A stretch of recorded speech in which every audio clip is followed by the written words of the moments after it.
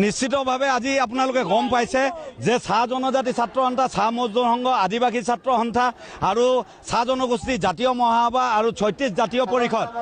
আৰু এই সংগঠনকেইটাই আচলতে আমি এক সিদ্ধান্তত আহিছিলোঁ যে যোৱা ৮ তাৰিখে যি ধৰণে তিনিচুকীয়াত এক প্ৰতিবাদ সাব্যস্ত কৰা হ'ল আৰু তাৰ সমান্তৰালভাৱে আমি ১৩ তাৰিখে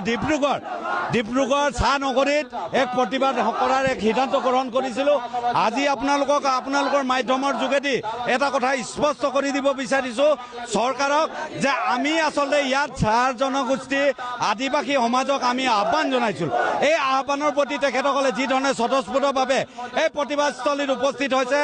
এটা কথা চৰকাৰে জানি থোৱা ভাল যে চৰকাৰে এই জনগোষ্ঠীৰ অবিহনে চৰকাৰ গঠন কৰিব নোৱাৰিব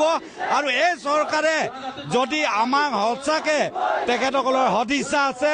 আমাৰ প্ৰতি মৰম আছে, অহা ২৬ৰ নিৰ্বাচনৰ আগে আগে আমাৰ এই সমস্যাবোৰ সমাধান কৰাৰ ব্যৱস্থা কৰক।